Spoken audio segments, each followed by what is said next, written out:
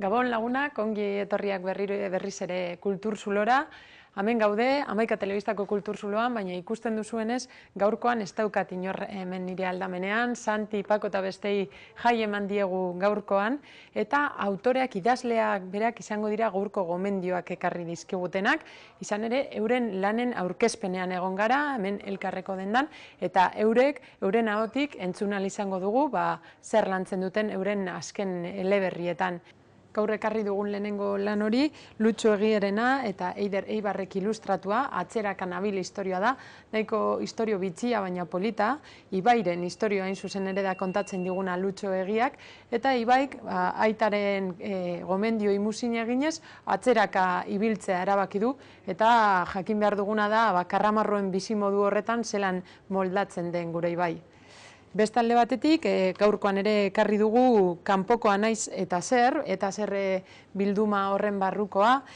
Kasu honetan, Eider Eibar da ere ilustratzailea, baina Sebe Kaiajak idatzi du istorioa, eta kanpotik, atzerritik etorritako laguntxo baten istorioa kontatzen digu.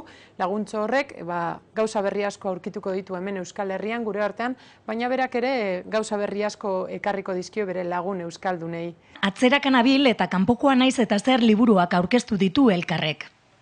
Kanpokoa naiz eta zer liburua Sebe Kaiajak idatzi du, eta Eider Eibarrek egin ditu ilustrazioak. Liburua eta zer bilduman barne dago. Ezberdinaren aldarrikapena egiten dute bilduma honetako izenburuak. 19. alea da.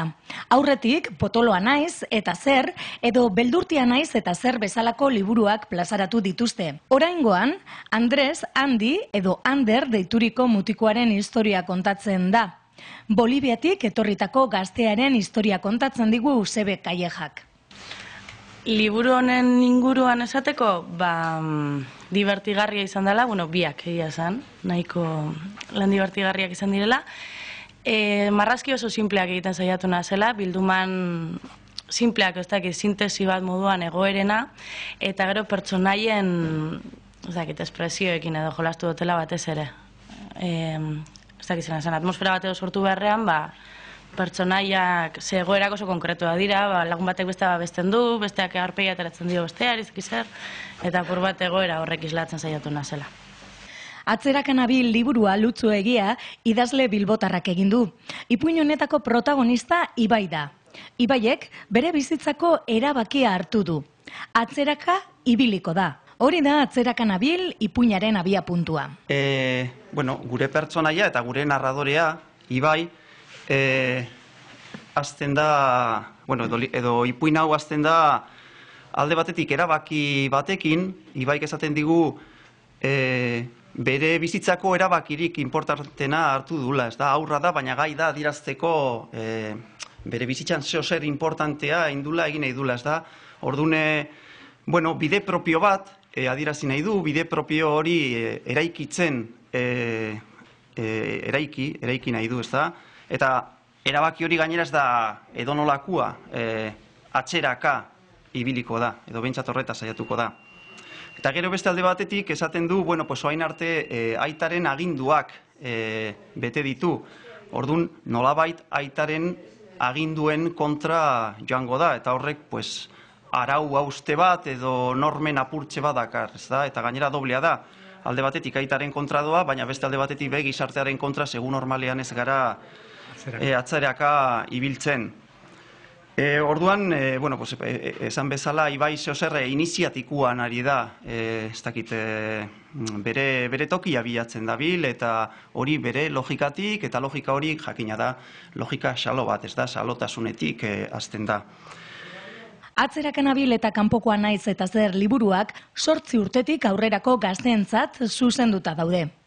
Kaixo lagunak, Gabon, hemen gaude kulturzuloan, aurrekoan aurreratu genizuen, lantzean behin hemen kulturzuloan kolaboratzaileak agurtu eta idazleen ahotik entzunal izango dugula eleberrien inguruko istorioa, eta gaurkoan gainera aski ezaguna hemen Bilbon, aski ezaguna den idazlea ekarri dizuegu, Irati Jimenez, bera mundakarra da, baina Bilborekin lotura estua dauka, eta oraingoan hori ere nabarituko dugu novela grafiko honetan, Iratz Intziartek egin ditu irudiak, irudi ederrak, eta Bilbo ezezagun batera eramango gaitu Jimenezek oraingoan. Baina, esan dizuet horri buruz, berak baino beto inork ez duela esango, orduan bere aurkezpenerekin uzten zaituzten nibanoa, eta ondo segi. Atxeka bezaitut. Ez da, zehozer aitortu nahiean nabilela, Irati Jimenezen azken lanaren izenburua baizik. Izenburu iluna, liburuaren kolorea ere iluna, eta bertan tratatzen diren gaiak nola ez ilunak ere.